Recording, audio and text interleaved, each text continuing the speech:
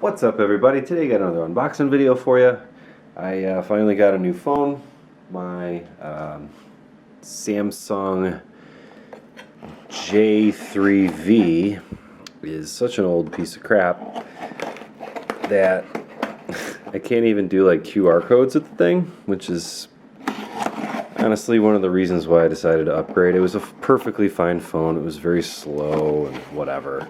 It was on Black Friday pricing, $850 for a Galaxy Z Flip 3 5G.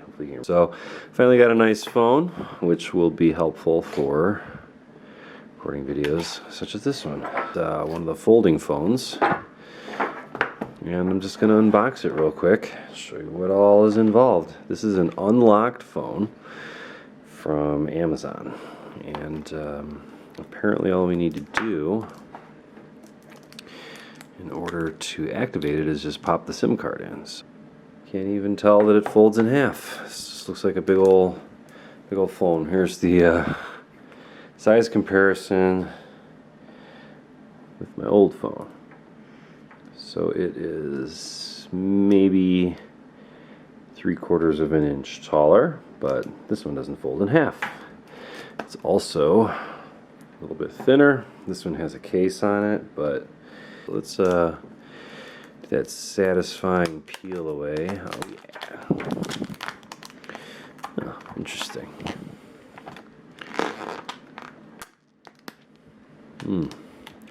I got the green one. Looks really sharp. Looks more like slate bluish than green. It's like, yeah, it's not very green. Anyway. Hold that puppy in half. That's cool. I think I like that. Prop it up if you want to do video recording through the selfie cam or this camera here. So I think it'll be pretty useful. As what comes in the box, it's like a whole lot of nothing. Literally nothing. You got this. You got your resetter of things and your SIM card remover device. USB-C cord. Wow. USB-C to USB-C. That is totally useless. Wow. Does not come with a plug. Really stupid and useless. So anyway, I'll have to figure out how to get this dumb thing charged with another USB-C cable that I probably have lying around somewhere. Feels really nice though. Nice premium glassy feel. And yeah, let me try and get this thing going. After some finagling around with the Smart Switch program, which is, transfers data from the old phone to the new phone over Wi-Fi. Yeah, I got it going. So I got to wait another 15 minutes or so, and then you can see emergency calls only. Basically, all I have to do, I guess, to get this set up is pop the old SIM card out of this old phone and put it into the new phone. In order to get the SIM card out of my old phone, all I got to do is pop this back off here, and it's actually underneath my micro SD card. So take the battery out, take this out somehow, slide it out. Okay, not sure. Oh, there we go. There's a little thing there. There we go. Now the SIM card comes out. And we just have to pop this into the new phone right here. Now look at that. Pops right out. Now, goes in top like this. Okay. And it just kind of slides right in here. Alright, let's see what happens when we... Searching for service, it says. Roaming indicator off.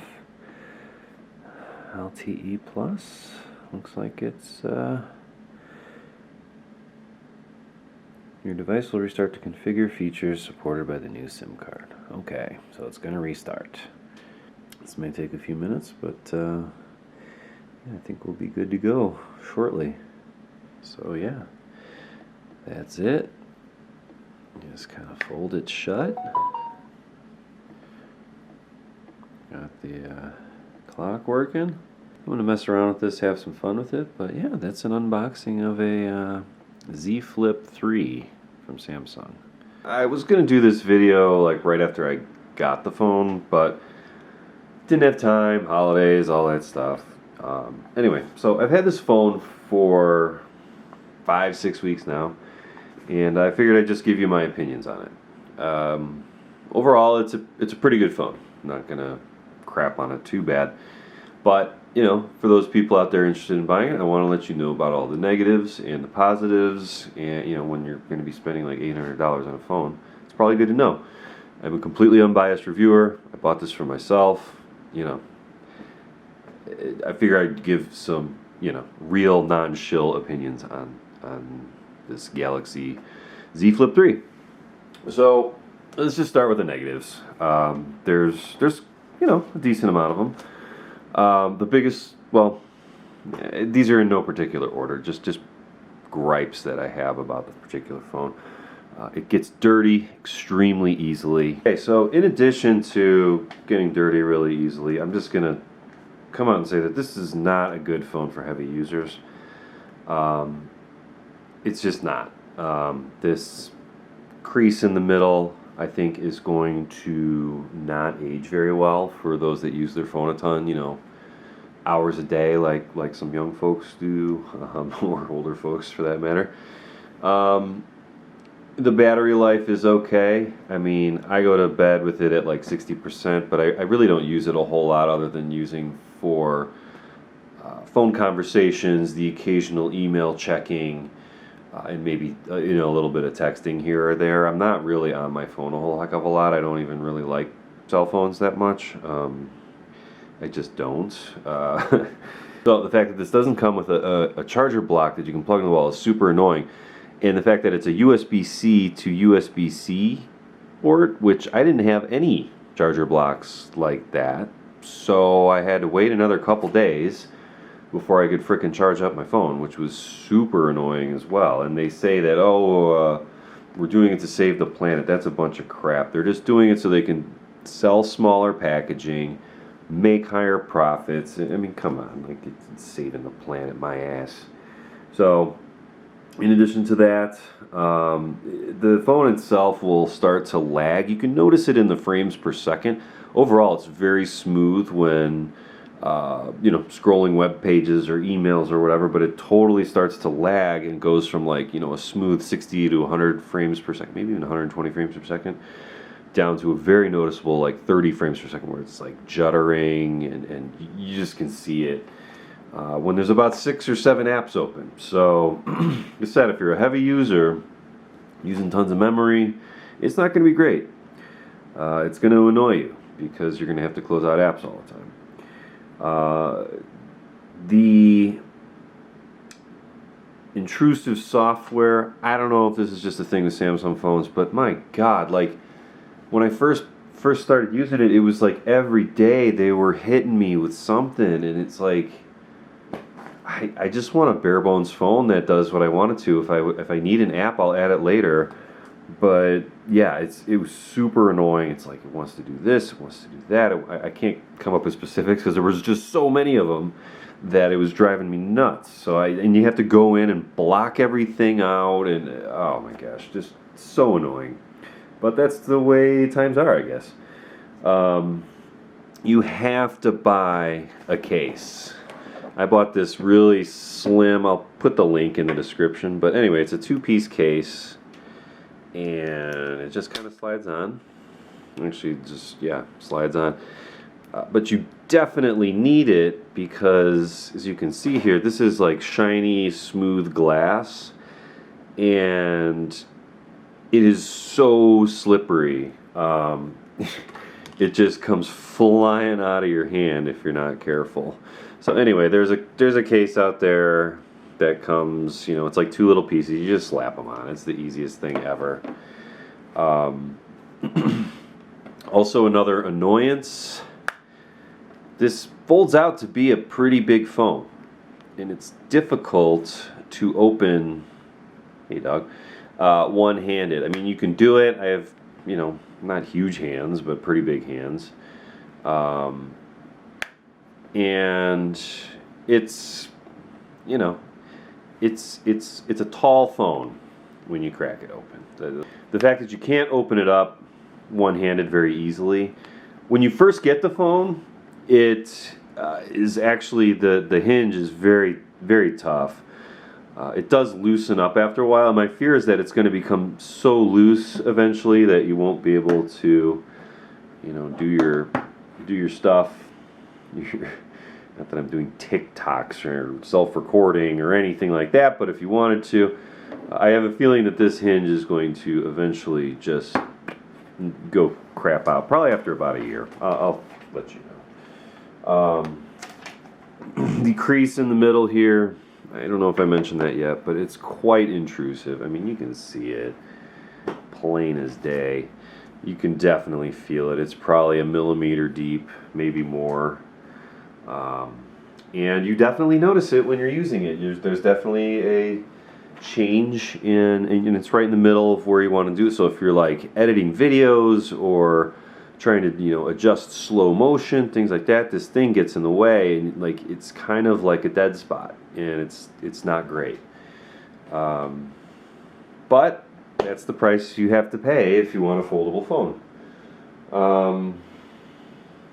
Other than that, you know, still being a big phone when you open it up, that's, you know, not the worst thing in the world. I would like if Samsung would just make a smaller phone again. Like the S10e was, you know, a good size phone. I think it had a 5.8-inch screen, good camera, you know, mid-pricing, middle-ish pricing. It wasn't like, you know, grand. Like, just make a smaller phone. People don't want to carry these humongous things around. Like, it's ridiculous. So anyway, I know Apple just came out with the iPhone 13 mini, and like my wife is seriously considering looking at a freaking iPhone because all of these phones are huge, and it's just not necessary. So anyway, enough about the negatives. The positives here are, you know, it's a fast phone. It's very responsive. It's very quick. It does, you know, as long as you don't have more than like 6 or 7 apps open, it's great. The Wi-Fi, the Bluetooth, the phone connections are all great. Works very well. The camera is very good. Huge improvement over the last phone that I had. Video's good. Portrait mode is incredible. I mean, just wow. I'll show you some pictures here. My pup.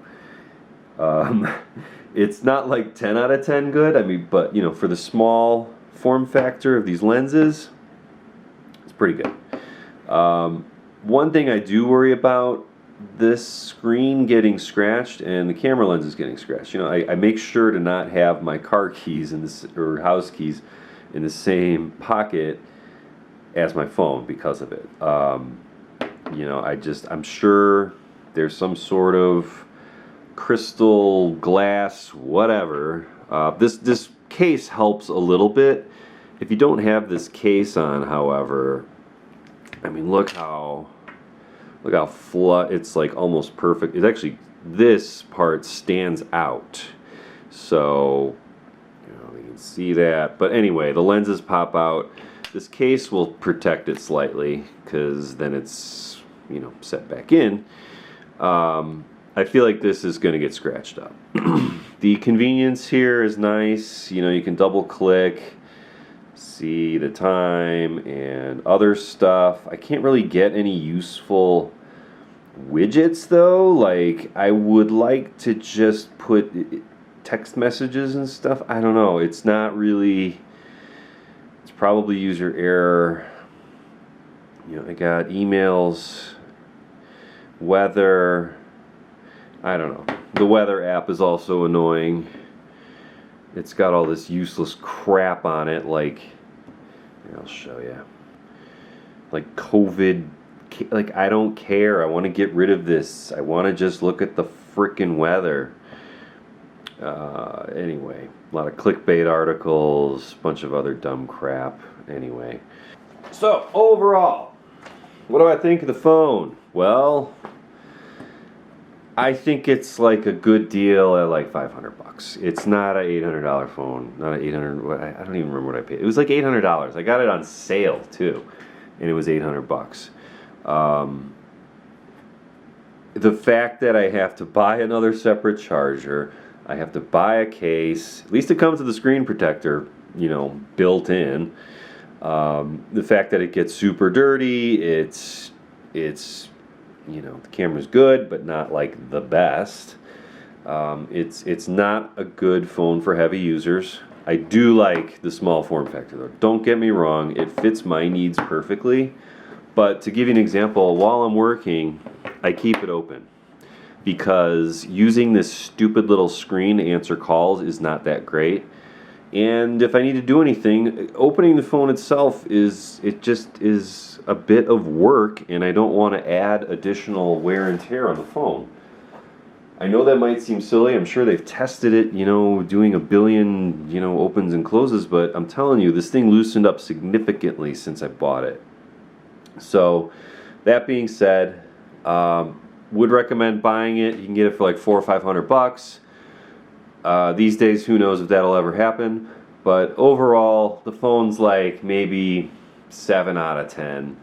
It's okay. It's above average, I would say. And since you can't buy any small phones anymore, it's kind of like what you have to deal with. And it's cool tech, but it's not exactly executed all that well. And I most certainly wouldn't even consider now getting one of those, you know, gigantic fold phones with this stupid crease in the middle. I just wouldn't. It does not make any kind of sense to have that annoying fold in the middle of your phone. So, yeah, let me know what you think in the comments below. This is my unboxing and review video of my new phone. I don't really get phones all that often, so this is a pretty new piece of tech out there with a lot of biased reviews, so I figured I would just go ahead and give my honest thoughts about it. And yeah, if you have any questions or anything like that, feel free to leave a comment below, and yeah, make sure to subscribe and, you know, do all that YouTuber crap. So anyway, thanks for watching. See you later.